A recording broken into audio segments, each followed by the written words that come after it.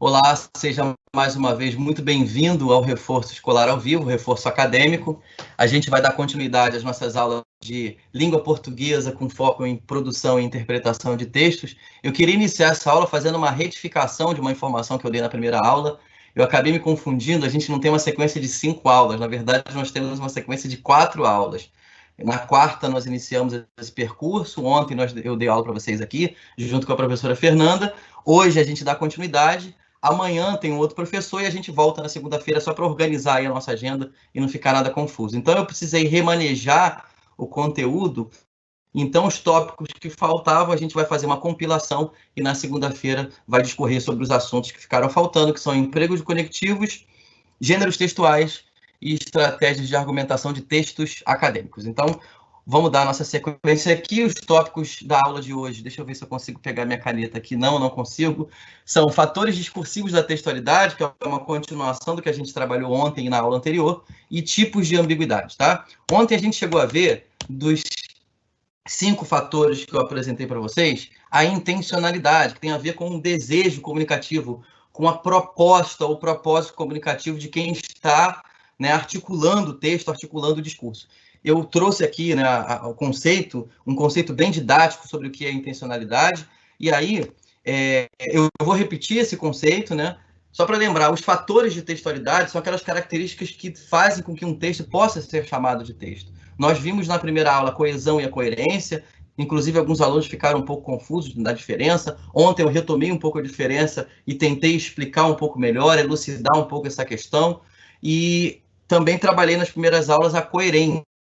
Ontem nós terminamos a parte de coerência e começamos os fatores discursivos, que são a intencionalidade, a aceitabilidade, a situacionalidade, informatividade e a intertextualidade que nós vamos ver hoje. Então, o que seria intencionalidade? Eu vou recuperar o finalzinho da aula de ontem para a gente fazer nessa rememoração. A intencionalidade, ela revela o esforço feito pelo produtor para estabelecer um discurso coerente e coeso, a fim de cumprir o seu objetivo comunicativo. E aí ontem eu deixei isso aqui bem em destaque, em função do receptor. Quando a gente se propõe a mandar uma mensagem, a criar, a construir um discurso, a gente sempre pensa na pessoa com quem a gente está se comunicando, que é fundamental, porque ela vai determinar, dentro dessa relação, dessa intercomunicação, ela vai determinar a escolha das palavras, da sintaxe, do assunto, da profundidade, até os silêncios que a gente faz, até a abordagem que a gente faz sobre o assunto, acontece sempre em função do nosso interlocutor.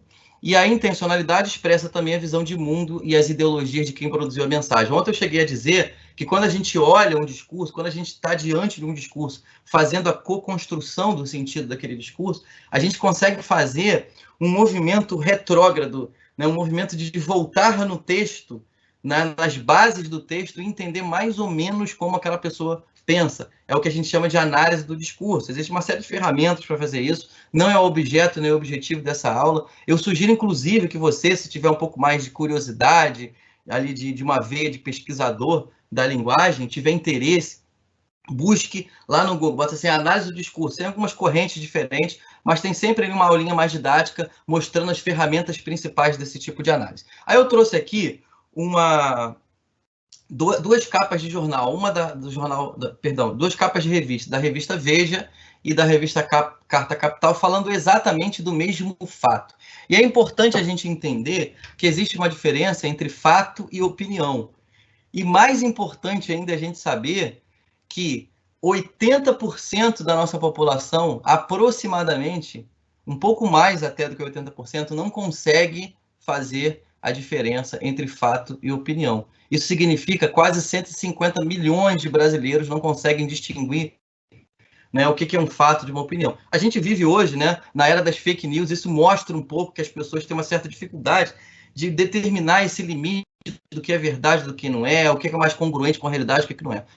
Aí eu trouxe aqui o mesmo fato abordado por duas perspectivas diferentes, a partir de 2 pontos de partida. Era o impeachment em 2016, da ex-presidenta Dilma Rousseff. Você observa que do lado esquerdo, na capa da revista Veja, você tem uma pessoa sorridente ali, com a cara pintada, fazendo referência lá ao impeachment do Collor, com a bandeira do Brasil ao fundo, uma pessoa como se estivesse comemorando, né, esse fato.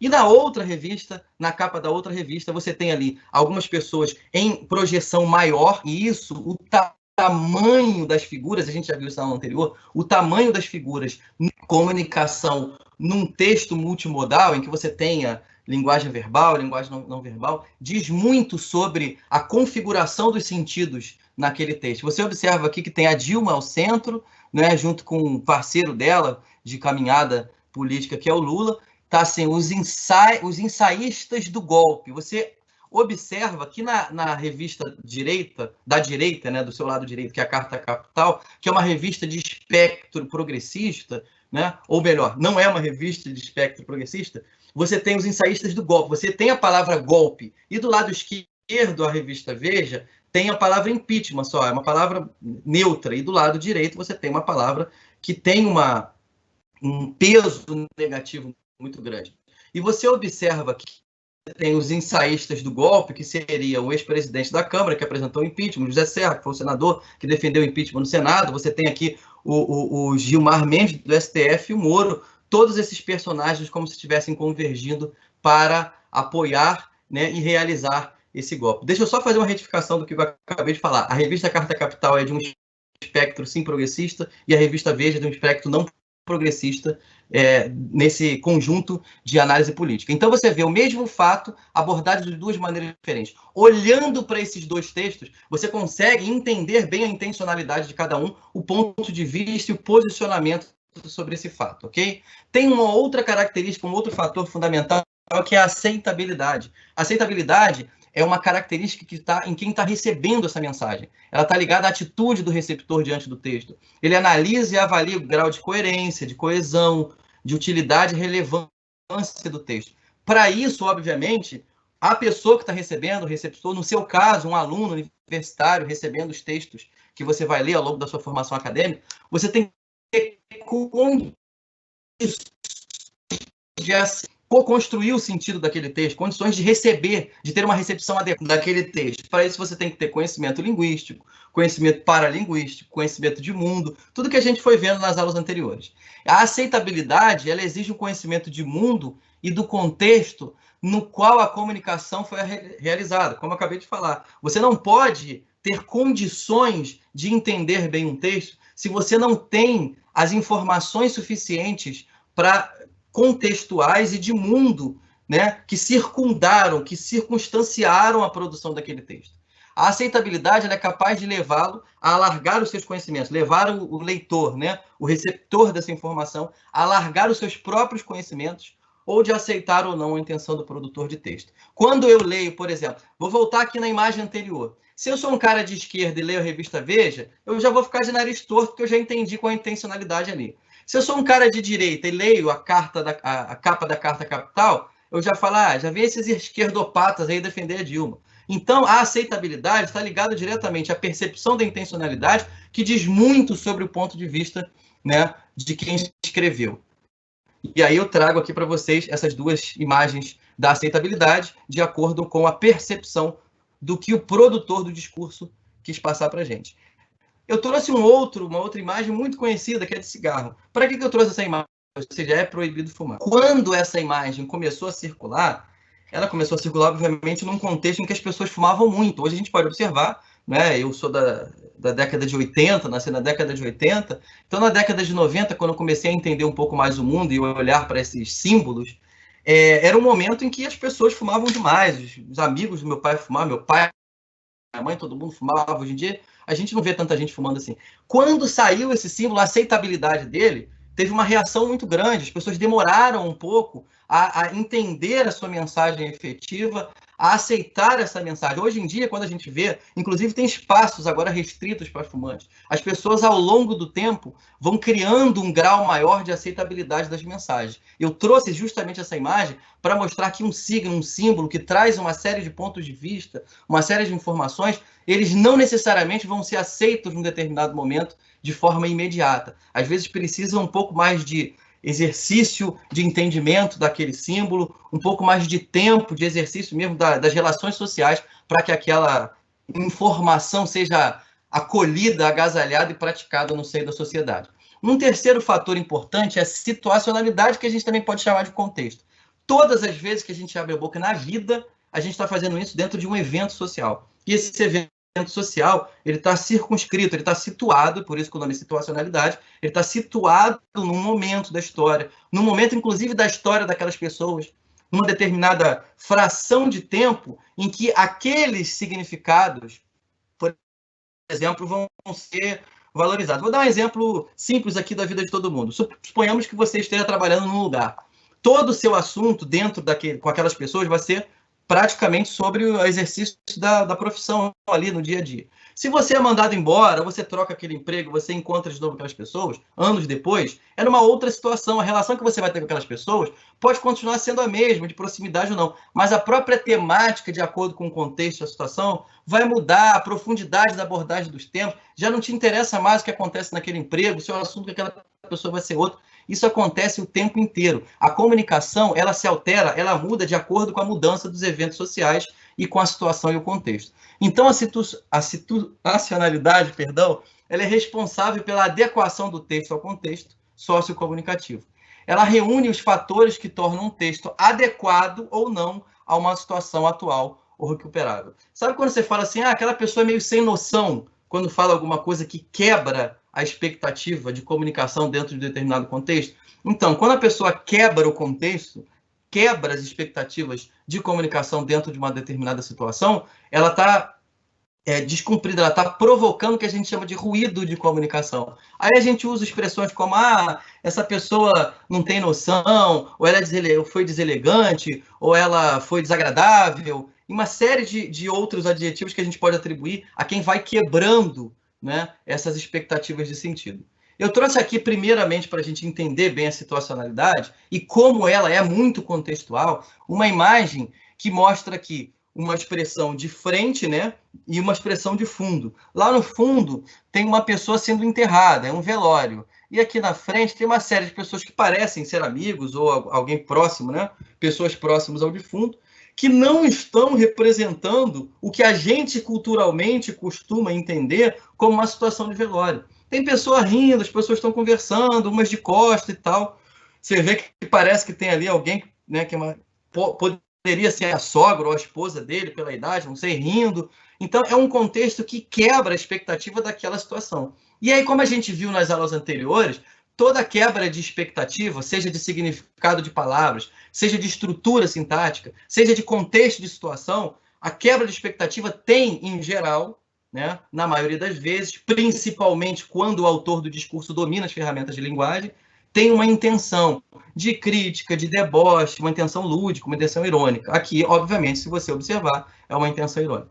Agora, a gente tem que entender que essa quebra de expectativa, ela só acontece porque a expectativa nossa, dentro da nossa cultura, é de que um velório seja diferente dessa imagem, seja diferente de pessoas rindo e de costas para o defunto. Se você for em outros países, por exemplo, como no México, as pessoas saudam, né? As pessoas comemoram. Não é verdade comemorar a morte do outro, mas comemoram a vida, o encerramento de um ciclo. Elas bebem, elas fazem festa e tal. Então, uma imagem como essa não seria tão quebra de expectativa numa determinada cultura que não seja nossa. Isso mostra bastante que a comunicação, ela não é universal, na verdade. A linguagem, a comunicação, genericamente falando, é universal. Agora, a comunicação concreta no cotidiano do dia a dia, como representação dos eventos sociais, ela é muito contextual e muito situada. Um outro exemplo aqui, você está dentro de um casamento ali, nós temos 2 quadrinhos, e aí o primeiro diz assim, convido a todos os presentes a abrir a Bíblia em Lucas 23, 34, amém? Diz assim, Pai, perdoa-lhes porque eles não sabem o que fazem. Isso quebra totalmente a expectativa do que um padre ou um pastor estaria dizendo num evento social como esse, que é o casamento de 2 pessoas. Ele está ali para celebrar a união de 2 pessoas, e não justamente para criticar a união de 2 pessoas. Então, isso quebra totalmente a expectativa, quebra, né, a nossa previsão do que poderia acontecer nessa situação. Então, isso mostra, né, a quebra de expectativa contextual, mostra a importância do respeito aos elementos do contexto que trazem informações fundamentais para a gente se comunicar. Um terceiro elemento aqui das características, dos fatores discursivos que nos ajudam a pensar um texto, tanto do ponto de vista da produção como do ponto de vista da recepção, é a informatividade. Eu falei rapidamente para vocês um pouco sobre isso nas aulas anteriores. A informatividade, ela diz respeito ao grau de informação velha e nova que a gente coloca no texto. Como eu falei para vocês, um texto é um tecido. A gente vai juntando pedacinhos que já passaram com coisas que vão chegar ainda. Essa organização, essa articulação é fundamental para a gente construir esse tecido. Um texto não se faz só com informações que já passaram, nem com muita informação nova, né? Porque senão a pessoa fica perdida e perde o interesse. Há uma quebra de concentração, de foco cognitivo. E toda vez que alguém fala, e toda vez que alguém escreve, essa pessoa que fala, escreve, ela quer ser ouvida, ela quer ser lida, né? Isso faz um pouco parte da nossa necessidade de pertencimento, ou um pouco da nossa vaidade, né, de ser valorizado, de ser ouvido e tal. Então, é importante que na nossa comunicação, seja ela cotidiana, profissional ou acadêmica, sobretudo, no caso de vocês, que a gente consiga, né, harmonizar esses diferentes, um grau, encontrar uma harmonia nesse grau de informatividade. Então, o que diz a informatividade? Ela indica se os dados do texto são suficientes ou não para a sua compreensão. Indica também o grau de previsibilidade do texto, tanto em seu conteúdo como na sua forma. Então, quando a gente fala em informatividade, nós estamos falando em duas coisas. Uma que eu já acabei de falar, que é o equilíbrio entre os dados antigos e novos num texto, e também se esses dados são suficientes, se eles são muito redundantes. Se o tempo todo a pessoa fica redundando, fica chato, porque a gente já sabe o que ela está falando, né? Ou se eles são efetivamente suficientes. E aí, quando a gente trabalha a informatividade dentro de um texto argumentativo, né? E aí eu concordo com a professora Fernanda na perspectiva de que toda a comunicação é, em essência, argumentativa, e quando você está lá na sala de aula, na academia, tudo que você fala, tudo que você debate, lembrando a academia, a faculdade, não é academia de malhar, não, academia de pensar, né? A academia é um espaço de reflexão, é um espaço do diálogo, é um espaço da dialética. O tempo todo a gente fica argumentando, não só verbalmente, mas principalmente por escrito, para deixar registrado aquilo ali. Então, o grau de informatividade, de suficiência do seu texto, vai dizer muito sobre a sua vida acadêmica. Se você vai ser um bom acadêmico, se você vai ter boas notas, se você vai ser um profissional bem-sucedido, isso está diretamente ligado ao seu conhecimento da linguagem. Eu trouxe aqui um exemplo, tem um monte aqui de nome de novela, né? Por que eu trouxe esses nomes de novela aqui? Porque, em geral, até pouco tempo atrás, e eu queria fazer duas ressalvas, né? As novelas Avenida Brasil e Amor de Mãe, que eu acompanhei bastante, não sou noveleiro, mas acompanhei bastante, porque eu senti ali um grau de informatividade bem interessante. Elas quebram um pouco a expectativa desse marasmo da maioria das novelas, né? Se você pegar essas novelas todas que estão escritas aí, Chocolate com Pimenta, Cravo e a Rosa, sei lá, Negócio da China, e pegar as novelas da Record, do SBT, a narrativa, a estrutura narrativa é muito parecida. Você já sabe que vai ter lá no início todo mundo feliz, vai acontecer alguma coisa, alguém com inveja, geralmente eles colocam as piores qualidades das mulheres, né? Alguém com inveja, uma mulher trai a outra, não sei quem mata, aí depois tudo fica bonitinho de novo e no final acaba todo mundo feliz. Então, essa narrativa, ela já se esgotou, né? Ela já saturou. E aí agora, obviamente, vão ter, né, sendo construídas outras narrativas mais ligadas à realidade cotidiana, por isso que essas novelas que quebram essa expectativa da monotonia da narrativa já conhecida, elas têm uma audiência muito grande. E aí eu trouxe isso aqui para mostrar para vocês qual é o grau baixo de informatividade. Uma novela tem um grau baixo de informatividade. Eu trouxe também aqui alguns exemplos de um programa que existia, eu sou da década de 80, como eu falei para vocês, um programa que existia na Rádio Relógio, não sei nem se existe ainda a Rádio Relógio, que a cada hora fechada tinha um Você Sabia. Dava meio-dia, pum, Você Sabia. Dava 1h da tarde, pum, Você Sabia. Você Sabia trazer informações do que a gente chama de curiosidade, sei lá, inútil, né? Coisas do tipo, o maior produtor de oxigênio do mundo são os oceanos, os mares, não é a floresta amazônica, não são as árvores. Coisas que a gente nunca parou para pensar na vida, mas que a gente gosta de saber. São informações pequenas que trazem algum grau de informatividade interessante. Eu trouxe alguns exemplos aqui.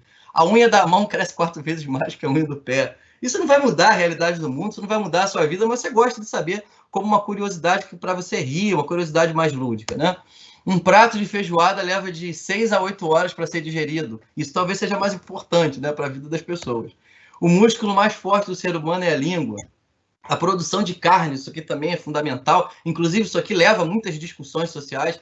a produção de carnes para alimentação polui mais que todos os veículos do mundo. Isso eu não sabia até fazer essa pesquisa. Então, essas informações trazem uma novidade para a gente que são interessantes. Agora, como eu falei para vocês, um texto mais longo, mais bem articulado, mais complexo, não pode ter só novidade o tempo todo. Ele tem que ter essa ligação também com informações já dadas. O último elemento aqui, o último fator discursivo que eu queria trabalhar com vocês, que é fundamental para você que vai redigir textos acadêmicos, é a intertextualidade. Como é que a intertextualidade se dá?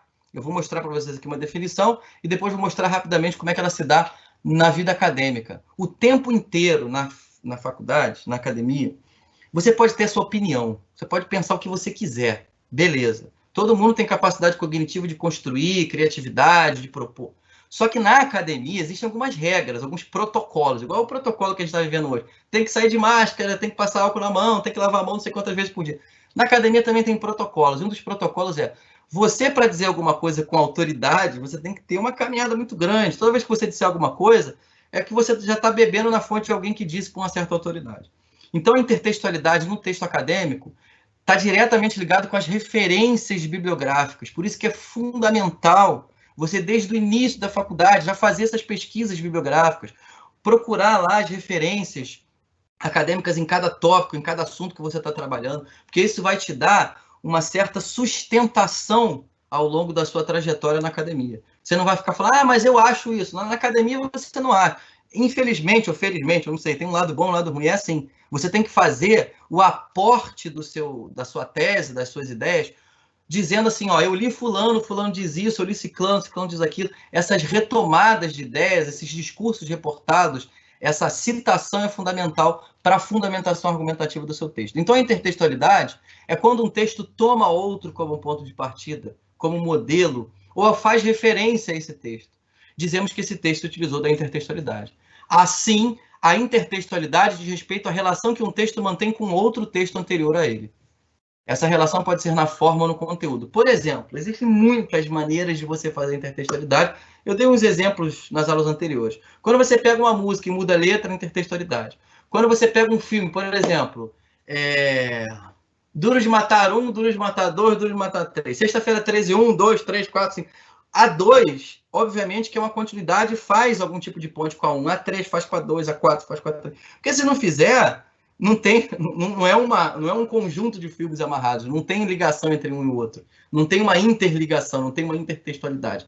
Por exemplo, quando você tem uma série de brincadeiras que a gente faz assim, oração do bêbado, oração do acadêmico, oração do graduando, oração do formando. Obviamente aquilo ali não é um gênero oração, você pegou a estrutura formal de uma oração, com a musicalidade da oração, com a repetição de estruturas de uma oração, que é fundamental. Se você observar toda oração e todo mantra, né, tem uma repetição, e isso tem uma finalidade lá, né, uma finalidade, não sei, psicológica, mental, espiritual. Então você pega aquela estrutura e você copia para você fazer alterações. Isso é intertextualidade.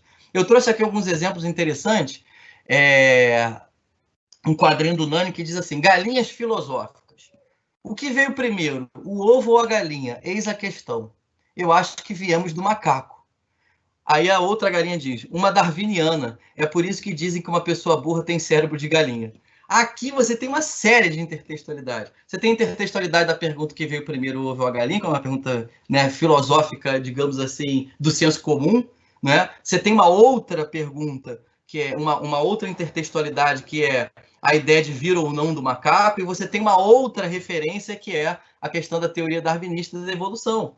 Né? E mais uma que é um dito popular, uma brincadeira, uma frase que, quando uma pessoa é burra, ela tem cérebro de galinha. Então, tem uma série de referências a outros textos aqui. Agora, recuperando na memória, reforçando a ideia, a gente só consegue perceber essas referências, essas intertextualidades, se você tem um conhecimento de mundo sobre todas essas questões que estão abordadas aqui. Outro exemplo, uma chargezinha que tem uma figura que parece um monte de coisa, e inicialmente, quando a gente olha assim, parece um senhor idoso, de barba branca, mas tem uns sinais ali que nos dizem que é alguém que a gente já conhece, e a gente tem que entender o seguinte, quando você conhece um pouco de gêneros textuais, e você entende que uma charge, ela faz uma crítica social com figuras conhecidas, com figuras públicas, você parte do princípio que, quando você estiver vendo uma charge e não um cartoon, é diferente, Quando você estiver olhando para uma charge, muito provavelmente os personagens daquela charge vão ser alguém que estão fazendo referência à política ou a alguma figura pública conhecida naquele contexto sócio-histórico, tá?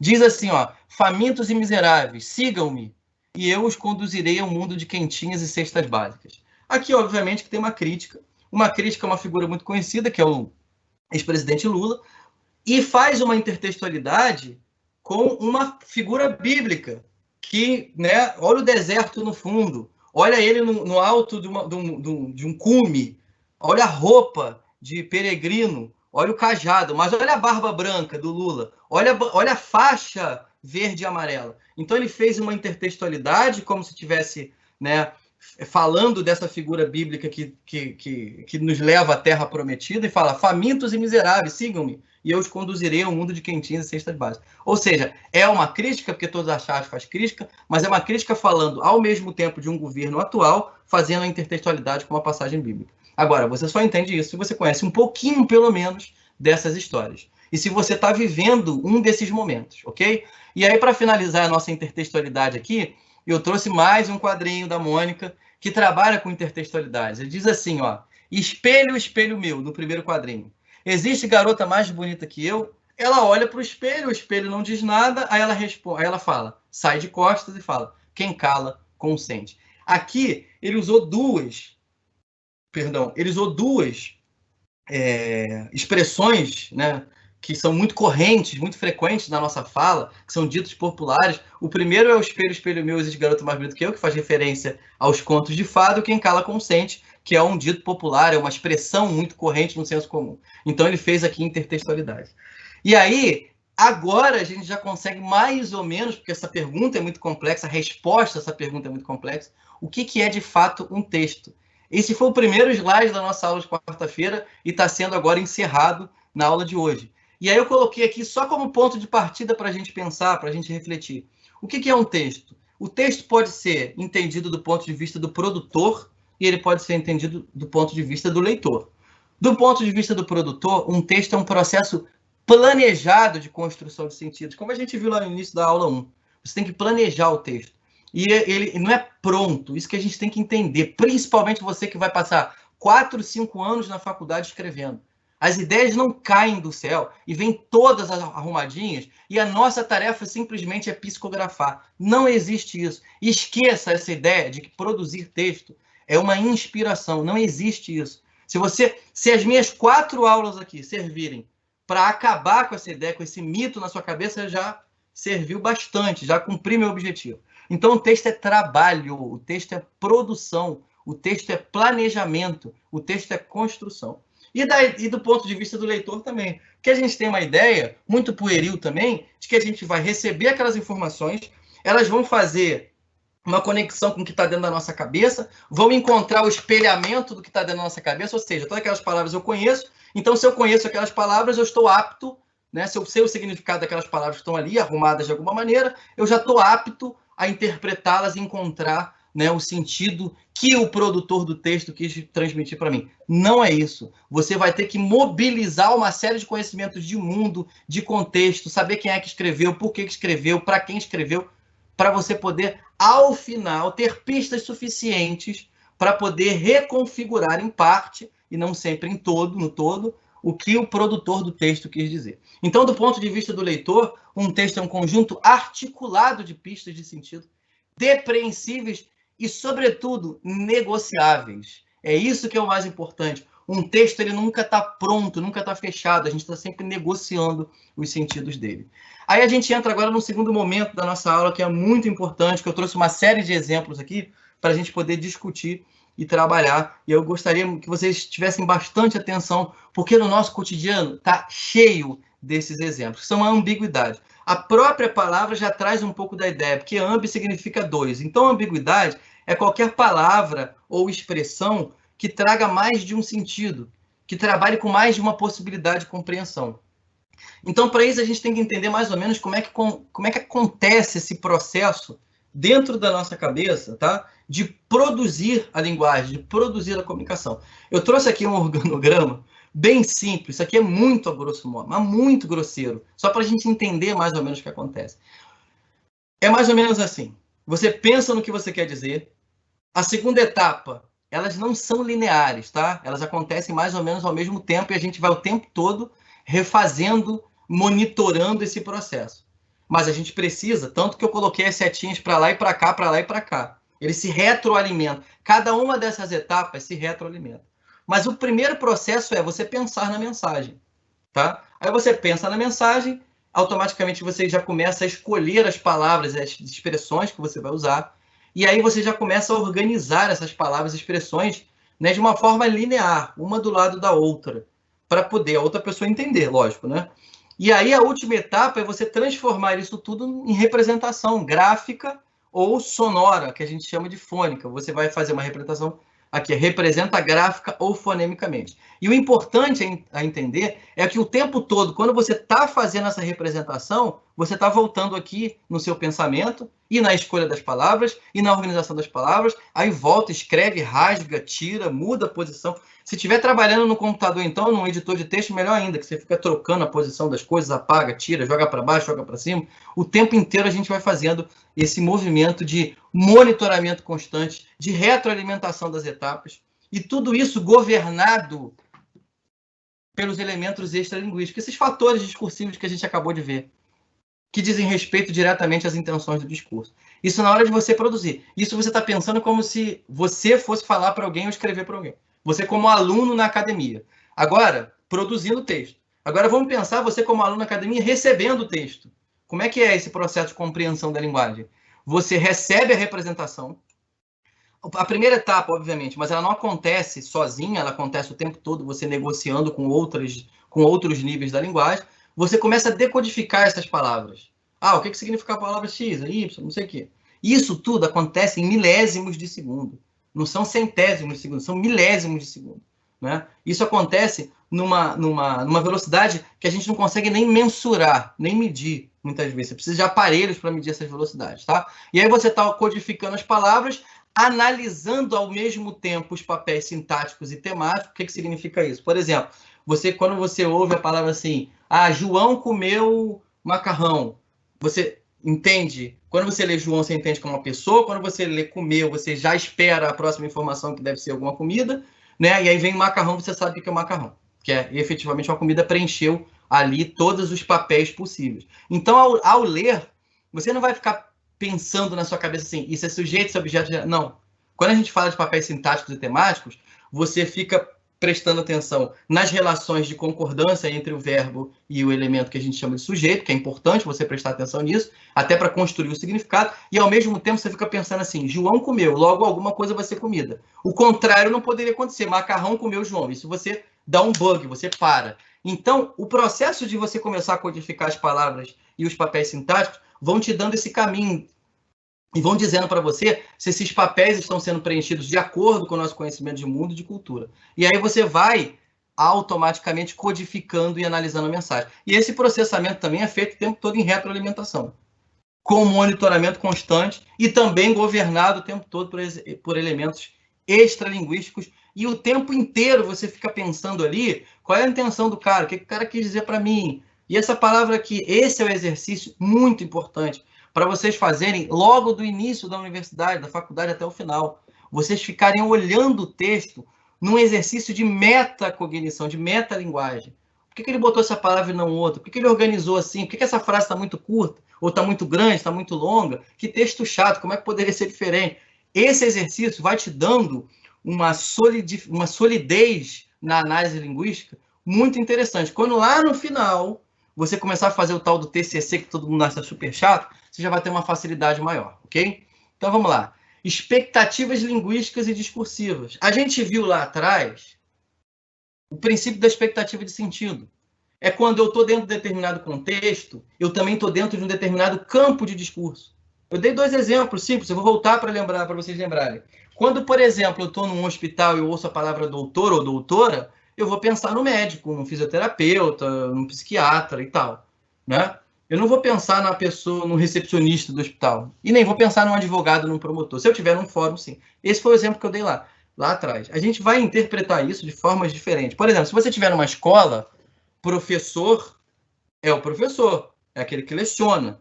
Se você tiver num campo de futebol, o professor pode ser o técnico ou o próprio árbitro, o juiz, que por alguns jogadores é chamado professor. Então, o contexto vai indicar qual é o sentido mais proeminente de interpretação naquela situação.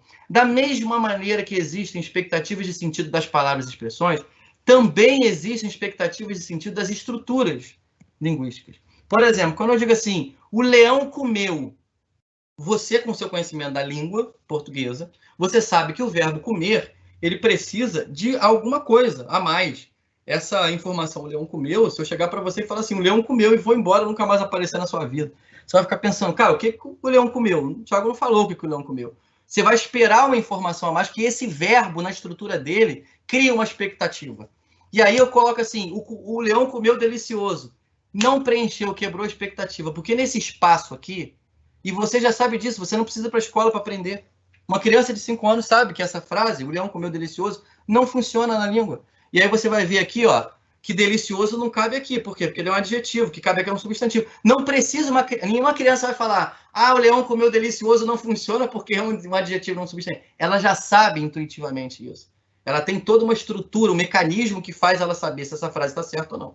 Agora, isso está diretamente ligado com essas expectativas estruturais e semânticas das palavras e das frases. Se eu dizer assim, o leão comeu comer, também não funciona, porque eu coloquei aqui um verbo, e um verbo, em tese, não complementa outro verbo, só uma oração, aí tem que ter uma estrutura específica para isso, tá? Agora, se eu disser assim, o leão comeu urso, ok, beleza. Funcionou, não funcionou? Então, aqui eu coloquei uma palavra que gramaticalmente cabe aqui. E não só gramaticalmente, não só porque ela é um substantivo e preenche um dos requisitos desse espaço aqui. Ela também funciona porque semanticamente, com o conhecimento de mundo que a gente tem, funciona. Porque realmente um leão pode comer um urso. Agora, se eu digo assim, o homem comeu o urso, não sei, cara, é muito difícil. Você pode comer uma galinha, você pode comer um jacaré, uma cobra, mas a gente não tem na nossa memória sobre o mundo alguém que tenha comido um urso. Isso não é comum. Então, por mais que a palavra urso aqui esteja preenchendo gramaticalmente a exigência do verbo comer, semanticamente ou seja, o sentido dela não encaixou ali. Então, as estruturas, os verbos, os substantivos, os adjetivos, eles podem criar expectativas de sentido. E aí, quando a gente quebra essa expectativa de sentido, acontece uma coisa que a gente chama de efeito labirinto. O seu cérebro tem que reanalisar o troço de novo para ver qual é o problema e como funciona. E a ambiguidade é um dos grandes problemas que levam a esse efeito labirinto. E a gente vai começar a ver aqui. Então, a ambiguidade é a propriedade de certas frases realizadas que apresentam vários sentidos. Isso aqui eu tirei de um dicionário de linguística, tá? Então, o que é a ambiguidade? É a propriedade de algumas frases, de algumas estruturas, de apresentarem vários sentidos. Não só dois. Dois é só um simbolismo, tá? Então, vamos lá. Eu tenho dois tipos, basicamente, de ambiguidade. A própria palavra pode trazer uma ambiguidade dentro daquela frase, ou a estrutura, a forma como eu coloquei, o jeito de arrumar a frase, cria esse problema, tá? Então, vamos lá. Ambiguidade semântica. Se eu disser assim, estou indo para o banco. Primeiro, pensamento é banco, uma agência bancária, né? Mas eu poderia estar falando de um banco de sentar, né? Ele estava em minha companhia. Quando eu falo ele estava em minha companhia, em geral eu trago a ideia de que ele estava perto de mim, próximo a mim, mas eu posso falar companhia como empresa. O quadro da Maria é muito bonito. Essa relação entre o da Maria aqui e quadro, ela é uma relação complicada. Por quê? Porque esse da Maria pode dar a ideia de posse, ela possui o quadro, ela é a dona do quadro, ou ideia de autoria, Maria que fez o quadro. Então não fica muito claro para a gente, tá? Essas estruturas semânticas trazem uma certa ambiguidade. O livro de João está velho. Eu também aqui acontece a mesma coisa. Eu não sei se é posse ou autoria. Eu não sei se o João escreveu o livro ou se o João possui o livro, tá? Os alunos comeram 6 sanduíches. Eu não sei se esses alunos comeram, todos eles juntos, 6 sanduíches ou cada um deles comeu 6 sanduíches. Não dá para saber. Esse aqui é o tipo de problema de ambiguidade distribucional. Eu não consigo saber qual é a distribuição desses sanduíches, tá? Léo deu um livro para todas as garotas. Aqui também é a mesma coisa. Léo deu um livro, ele deu um livro para todo mundo, um livro só, ou ele deu um livro para cada garota, tá? João cortou o cabelo. Cortar o cabelo é uma expressão idiomática complexa, porque você pode ser o agente dessa ação de cortar o cabelo de outra pessoa, ou você pode ser o paciente dessa ação, né? numa estrutura de verbo muito específica, em que o sujeito não é a figura que recebe, que age, mas é a figura que recebe a ação. Tá? Doutor João operou o nariz. A primeira impressão que dá, doutor João, ele é médico, ele operou o nariz de alguém. Mas ele também, essa frase serve para o contexto em que alguém operou o nariz do doutor João. Okay? Então, essas estruturas aqui, essas expressões, essa relação entre as palavras e as expressões aqui, causam ambiguidade de significado. Outro tipo de ambiguidade também é o uso de pronomes. O uso de pronomes, nesse mecanismo de retomada, que a gente chama de coesão textual, que a gente viu nas aulas anteriores, ele também pode provocar um problema. Olha os exemplos aqui. Ó. Calheiros participou da reunião ministerial com a FHC no Palácio do Planalto, na qual ele voltou a pedir unidade no governo. Ele quem? FHC ou Calheiros? Não dá para entender, não dá para saber. Quem pediu unidade no governo? Não dá para saber. Às vezes, o próprio sentido da frase mata essa ambiguidade. Mas aqui, nesse caso, não dá para saber quem pediu unidade do governo, se foi o Calheiros ou o FHC.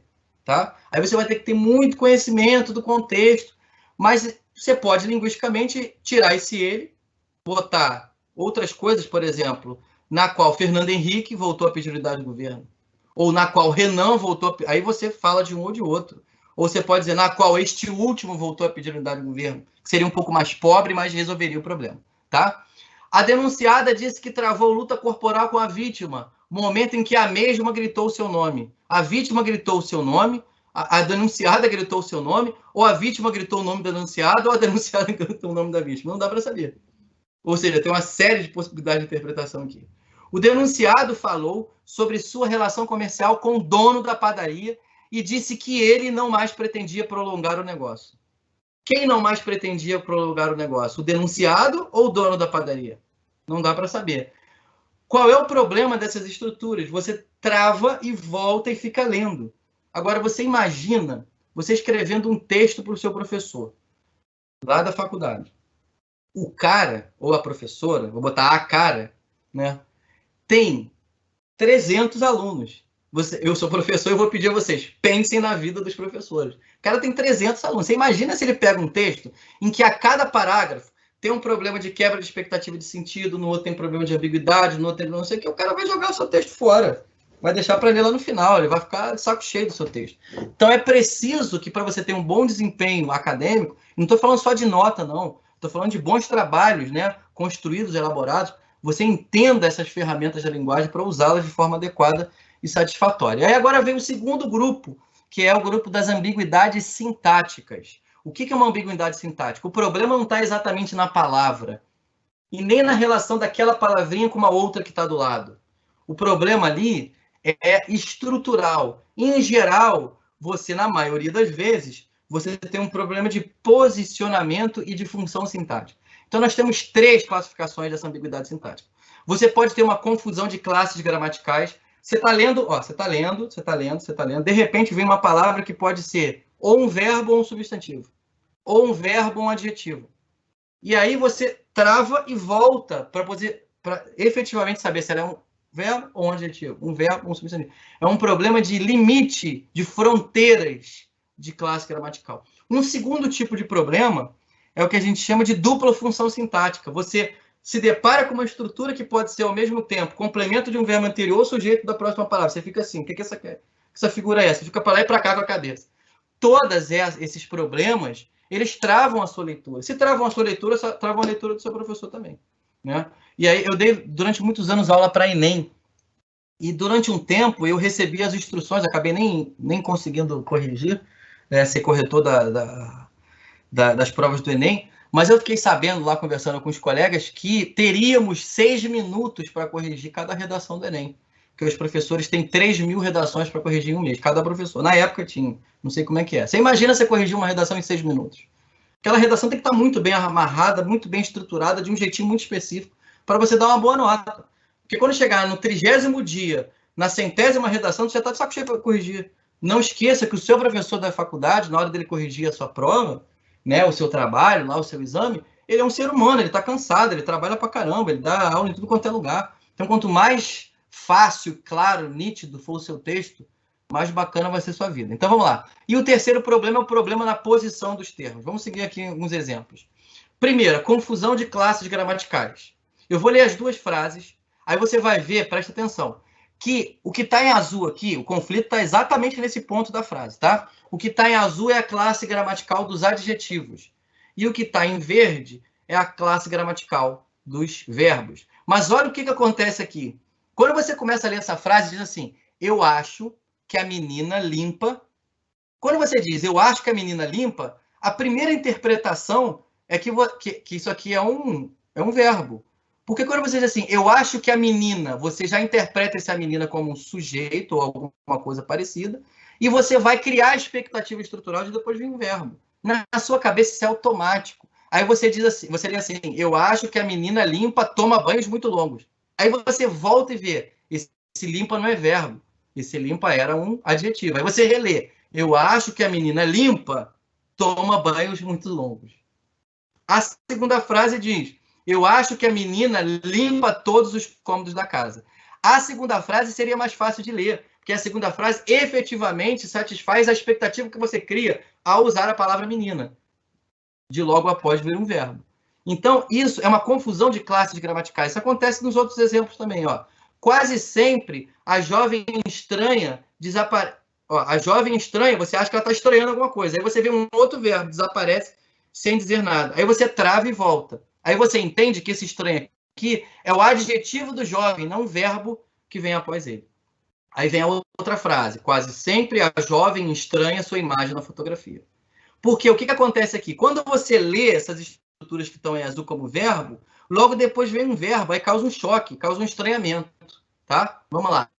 Amanhã a peça completa será exibida na Globo. Eu já estou lendo como adjetivo, mas na hora de você ler, você vai entender se completa como verbo, como acontece na outra frase. Amanhã a peça completa 5 anos em cartaz.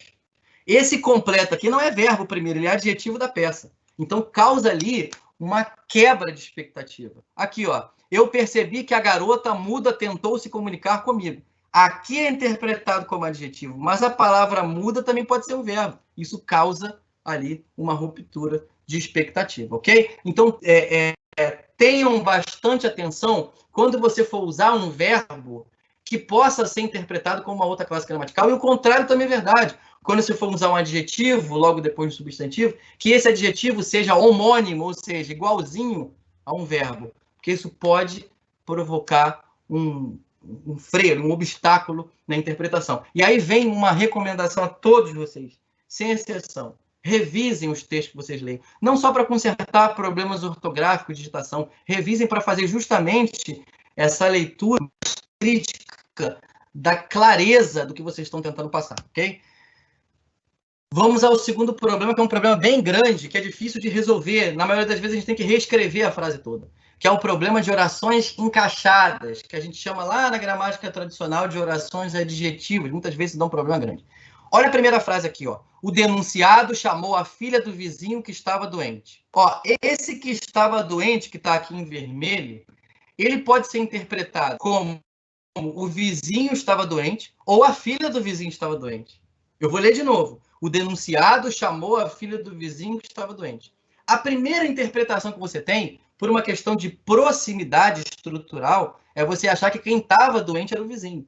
Mas a segunda possibilidade também é possível, também existe. Né? O denunciado chamou a filha do vizinho que estava doente. Ou seja, quem estava doente, na segunda interpretação, é a filha do vizinho. Então, tome muito cuidado ao usar essas orações adjetivas, porque ela pode... Esse quezinho aqui, ó, tá vendo? Esse quezinho, o que a gente chama de... Lá na gramática tradicional, e muitas vezes nas minhas aulas eu falo de gramática tradicional, porque a galera gosta muito da gramática tradicional e tem muitas ideias na cabeça sobre gramática tradicional. Então, aqui, ó, esse quezinho lá é chamado de pronome relativo. Ele está se relacionando com algum elemento anterior. Ele está fazendo o quê? Uma referência a algum elemento anterior. Nesse caso, desse tipo de estrutura, ele pode fazer referência ao vizinho ou à filha do vizinho. Vamos a mais um exemplo. A vítima reconheceu os cúmplices dos ladrões que fugiram. Ó, a vítima reconheceu os cúmplices dos ladrões que fugiram. Nesse primeiro exemplo, né, nessa primeira interpretação, quem fugiram foram os ladrões. E na segunda, a vítima reconheceu os cúmplices dos ladrões que fugiram. Preste atenção, na pronúncia, quando eu falo, as pausas que eu dou, o respeito ou a definição da cadeia da fala pode resolver o problema.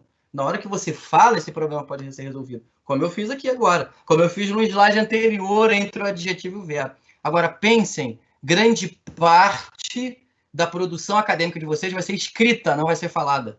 Então, vocês têm que tomar muito cuidado com essas estruturas. Porque senão a pessoa vai e tem que voltar 2 ou 3 vezes para ler de novo.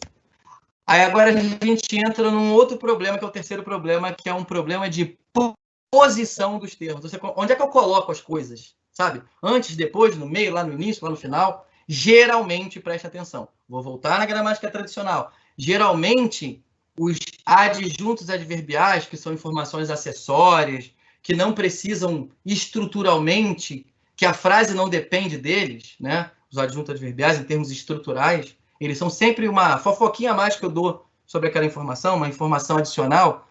Eles têm uma mobilidade de posição, eles ficam transitando na frase. Eles podem vir lá no início, podem vir no meio, podem vir no final. Então, dependendo da posição que você coloca essas informações, você cria uma conclusão absurda, né, na frase. Vamos ver alguns exemplos. Diz assim, ó, resgatada mulher sequestrada após 21 anos em uma cova. Olha só, presta atenção aqui. Esse após passar 21 anos em uma cova, ele está próximo, ele está pertinho do sequestrado. E aí vocês vão começar a entender uma coisa muito interessante. Na interpretação linear da frase, e não na interpretação hierárquica estrutural, né? Na interpretação linear, porque a gente lê a frase linearmente da esquerda para a direita. Na interpretação linear, a gente interpreta as coisas por uma cadeia de proximidade. O que tiver mais próximo, a gente vai associando, né? A gente vai ligando uma coisa com a outra. Então, a primeira interpretação que você faz é da proximidade. Ou seja, após passar 21 anos em uma cova, está ligado ao sequestrado. Ou seja, ela foi sequestrada depois de passar 21 anos em uma cova.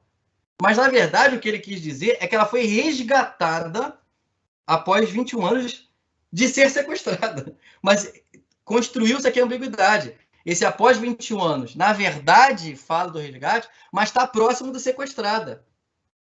Ok? Então, ela foi sequestrada e 21 anos depois ela foi resgatada. Mas olha onde ele está. Ele está mais próximo da estrutura sequestrada. Se ele viesse no início, ó, após 21 anos em uma cova, mulher sequestrada foi resgatada. Resolvido o problema. Você vai ter que reescrever a frase para evitar ambiguidade. Tá? Outro. Os corpos do casal serão exumados pela segunda vez nesta semana. Preste atenção. Aqui houve um problema também de ambiguidade. Ó, eles foram exumados pela segunda vez desde o início e a segunda vez será essa semana. Entendeu? Ó, eles estão lá um tempão esperando. Eles foram exumados, sei lá, no mês passado. E agora, nesta semana, eles vão ser exumados pela segunda vez. Ou eles foram exumados 2 vezes na mesma semana. Cria um problema de interpretação. Por quê? Porque a expressão nesta semana está muito próximo, né? Perdão, serão exumados pela segunda vez, está exatamente no meio entre os corpos do casal, o tempo que eles estão ali, e a expressão nesta semana. Vamos para o próximo. O presidente produziu um espetáculo cinematográfico ao comer um peru fantasiado. Quem estava fantasiado, o peru ou o presidente? Pelo contexto da frase, obviamente, quem estava fantasiado era o presidente, porque ele produziu um espetáculo cinematográfico. Agora, pela proximidade, aqui, ó, pela associação direta, imediata, a gente faz essa interpretação pelo que a gente chama de constituintes imediatos. A gente vai juntando de 2 em 2 peças e vai fazendo a interpretação.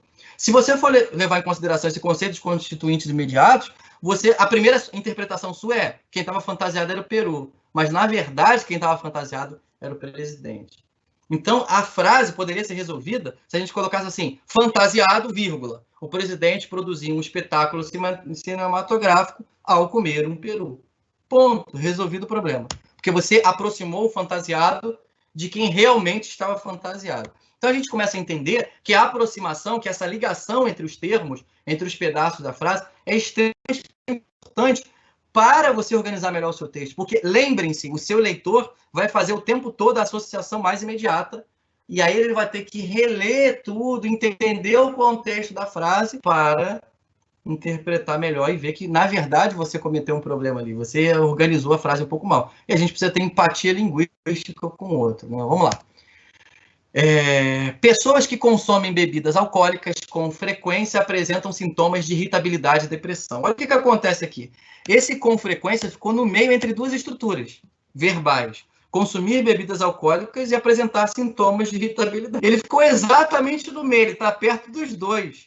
Então eu vou entender o quê? Pessoas que consomem bebidas alcoólicas apresentam sintomas, com frequência apresentam sintomas de irritabilidade, ou pessoas que consomem bebidas alcoólicas com frequência apresentam sintomas de irritabilidade e depressão. O com frequência ficou no meio dos dois. Então, você pode ler, dependendo do seu foco, da sua atenção, você pode ler esse com frequência ligado ao consumir bebidas, ou você pode ler esse com frequência ligado ao apresentar sintomas de irritabilidade. O que você poderia fazer? Você poderia fazer o seguinte, aqui, ó, pessoas que consomem bebidas com frequência, ou você poderia botar vírgula com frequência, talvez melhoraria um pouco, ou você colocar com frequência antes, com frequência pessoas que consomem bebidas alcoólicas apresentam sintomas de irritabilidade, aí você estaria falando sobre os sintomas. Você vai ter que reconfigurar essa frase para evitar essa ambiguidade, ok? Vamos lá. E aí eu trouxe um exemplo que eu extraí hoje de uma leitura que eu fiz de um texto que eu recebi, né?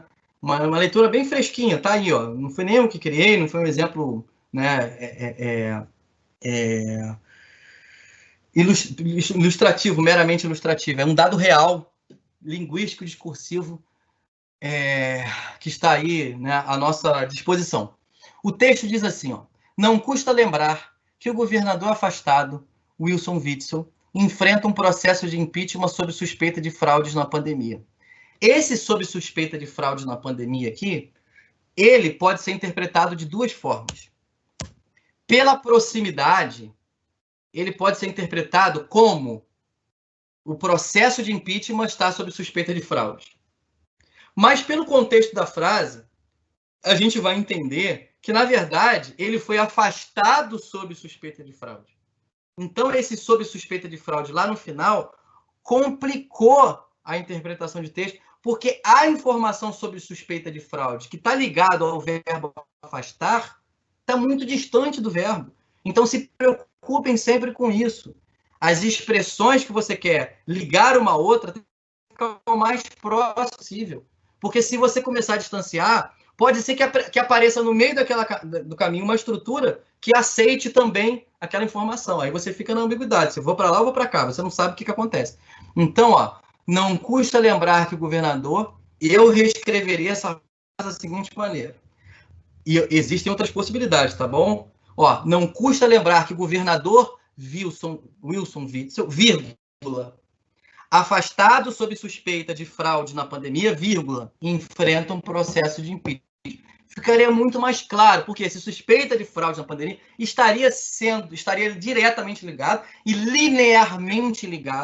linearmente após a estrutura, a palavra afastado e ao nome Wilson Witzel. Então, a gente precisa, efetivamente, se preocupar com essas estruturas, com essas ambiguidades. Agora, como é que eu vou aprender isso? Você deve estar pensando, Tiago, como é que eu vou aprender isso?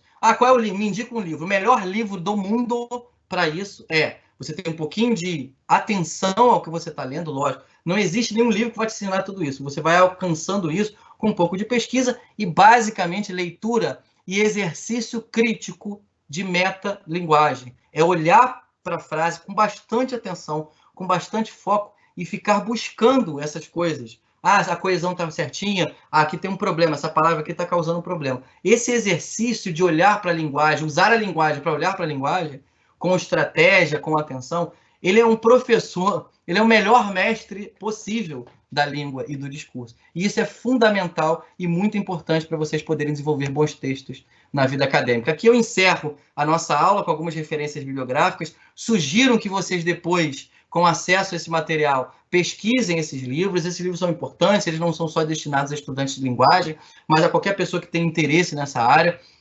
O último é um artigo científico, um pouco mais complexo de entender, mas as 4 primeiras referências são livros que você consegue aí, de forma até bem barata na internet. Eu sugiro que vocês adquiram, que façam as pesquisas e que se tornem leitores e produtores de textos proficientes. Aí agora a gente encerra a nossa aula, tá o link aí da lista de presença, né? Aqui é o finalzinho, deixa eu passar o mouse aqui. Tá? Mais uma vez eu agradeço imensamente, né, a participação e a companhia de todos vocês. Amanhã não tem aula nossa, a gente termina nosso grupo de assuntos na segunda-feira, dia 19. Um bom final de semana a todos, um abraço e até a próxima.